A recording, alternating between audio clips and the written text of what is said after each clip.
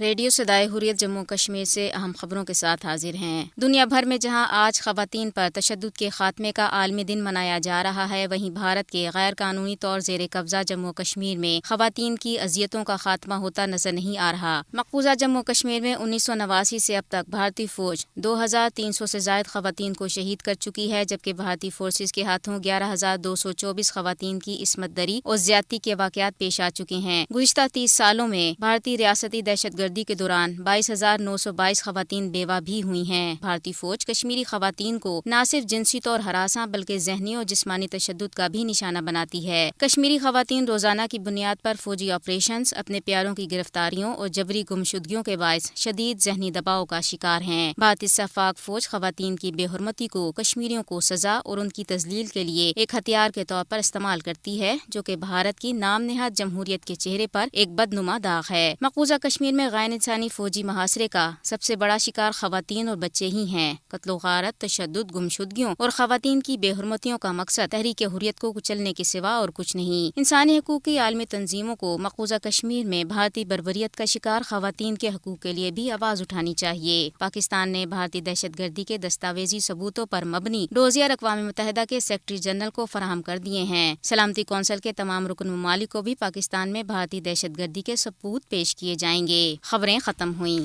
قابض بھارتی فوجی محاصرے اور خانہ و جامع تلاشیوں کے دوران بلا امتیاز عمر و جنس کشمیریوں کو بدترین تشدد کا نشانہ بناتی ہے، یہاں تک کہ خواتین اور بچوں کو بھی معاف نہیں کیا جاتا۔ خواتین اور بچوں کے حقوق کے تحفظ کے لیے بین الاقوامی سطح پر کام کرنے والی تنظیموں نے بارہا اپنی رپورٹوں میں یہ کہا ہے کہ کشمیری خواتین کے ساتھ بھارتی فوج کے جنسی زیادتی کے واقعات اب روزمرہ کا معمول بن چکے ہیں، اور اس سلسلے میں سانحہ کنن پوشپورہ کا خاص طور پر ذکر کیا جاتا ہے، جب قابض بھارتی فوج نے یہاں فروری 1991 میں محاصرے کی کارروائی کے دوران درجنوں کشمیری خواتین کی عصمت ریزی کی تھی۔ پھر سانحہ شپیاں کس کو یاد نہیں، جہاں نیلوفر اور آسیہ نامی دو خواتین کو ان وردی پوش درندوں نے اپنی ہوس کا نشانہ بنانے کے بعد بے دردی سے قتل بھی کیا تھا۔ اسی طرح کٹھوا میں 8 سالہ آصفہ کی ہندو انتہا پسند گنڈوں کے ہاتھوں مندر کے اندر اجتماعی آبروریزی کا واقعہ بھی کوئی پرانی بات نہیں ہے۔ اقوام متحدہ کے کمیشن برائے انسانی حقوق کے سامنے کئی بار یہ مسئلہ اٹھایا گیا ہے کہ بھارت کشمیری خواتین سے جنسی زیادتی کو بطور عسکری پالیسی عمل درآمد کرا رہا ہے۔ اسی طرح کشمیری بچے بھی بے لگام بھارتی فوج کی غارت گری سے محفوظ نہیں ہیں۔ یہاں 19 ماہ کی ہبہ جان کی آنکھیں بھی پیلٹ فائر سے ضائع ہو گئی تھی۔ یہ امر قابل ذکر ہے کہ اقوام متحدہ کے سیکرٹری جنرل نے رواں برس جون میں حکومت ہند سے بچوں کے تحفظ کے لیے قدم اٹھانے کی اپیل کی تھی، اور مقبوضہ جموں کشمیر میں بچوں کے خلاف پیلٹ گن کے استعمال پر اپنی تشویش کا اظہار کیا تھا۔ ان حالات میں یہ بین الاقوامی برادری کی بجا طور پر ذمہ داری بنتی ہے کہ وہ کشمیری خواتین اور بچوں کو مودی سرکار کی نفرت آمیز اور نسل پرست سوچ سے بچانے کے لیے اپنا جاندار کردار ادا کرے، تاکہ انہیں بھی کسی طرح سکھ کا سانس نصیب ہو سکے۔ تبصرہ ختم ہوا۔